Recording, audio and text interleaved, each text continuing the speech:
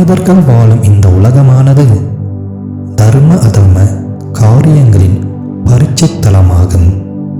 அதனால் மனிதன் மிகுந்த கவனத்துடன் தர்ம அதர்மங்களை கருத்தில் கொண்டு காரியங்கள் செய்ய வேண்டும்.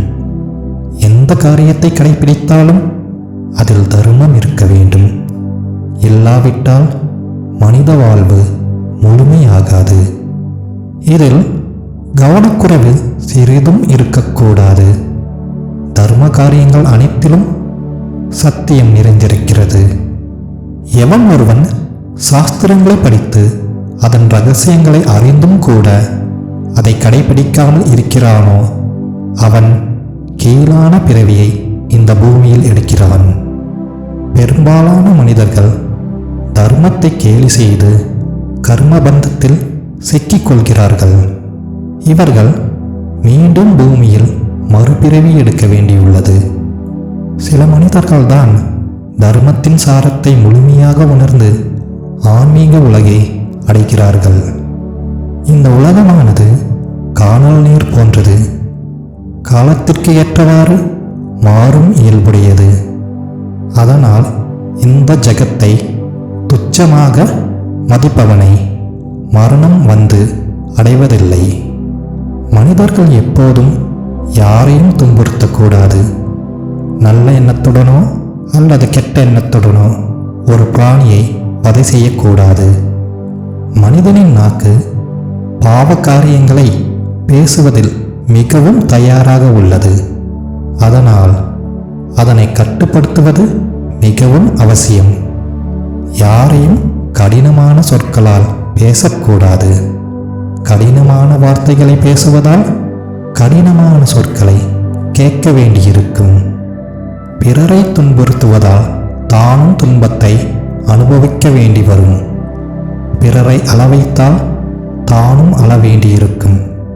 இதை மனிதர்கள் உணர்ந்து கொள்ள வேண்டும். பாவம் புண்ணியம் எல்லாம் மனிதனின் செயல்களால் ஏற்படுகின்றன. பாவம் நம்மை அடைவதில்லை என்று கவலை இல்லாமல் இருக்கக்கூடாது. எப்படி சொட்டு சொட்டாக நீர் விழுந்து பானை நிரம்பி விடுகிறதோ அப்படியே மனிதனும் படிப்படியாக பாவியாகிறான். இதனால் அவன் பவித்திரத்தன்மை இழக்கிறான். யார் ஆசையை ஜெயிக்க முடியவில்லையோ அவன் விபூதி பூசையும் உபவாசம் இருந்தும் சாதனைகள் செய்தாலும் மனதை பவித்திரமாக்கிக் கொள்ள முடியாது. மேலும் ஒரு மனிதன் மற்றொரு மனிதனை பவித்திரமாக்க முடியாது. பிறருக்கு உபதேசம் செய்ய நினைப்பவன் முதலில் தான் அதன்படி நடக்க வேண்டும். தன்னை வசியப்படுத்துபவன் பிறரை வசியப்படுத்த முடியும். ஒருவன் யுத்தத்தில் லட்சக்கணக்கான மனிதர்களை ஜெயித்தாலும் உண்மையில் வீரன் இல்லை. எவன் தன்னைத்தானே ஜெயித்துக் கொள்கிறானோ அவனே உண்மையான வீரன். தன்னை வசியப்படுத்துதல் என்பது கடினமான காரியம். எவன் ஒருவன் தன்னை வசியப்படுத்திக் கொள்கிறானோ அவனே ஆத்ம திருப்தி அடைந்தவன். மேலும் மனிதன் ஏழை எளியவர்களுக்கு தானம் செய்யும் போது ஆத்ம திருப்தி தானாக உண்டாகிறது.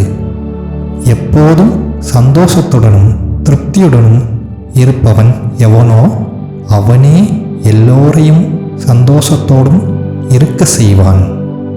மனிதர்கள் ஆத்ம ஞானம், நல்லவர்களுக்கு தானம் செய்தல், எப்போதும் சந்தோஷத்துடன் இருத்தல் ஆகிய உயர்ந்த பண்புகளை பெறுவதால் மோட்சம் அடைகிறார்கள்.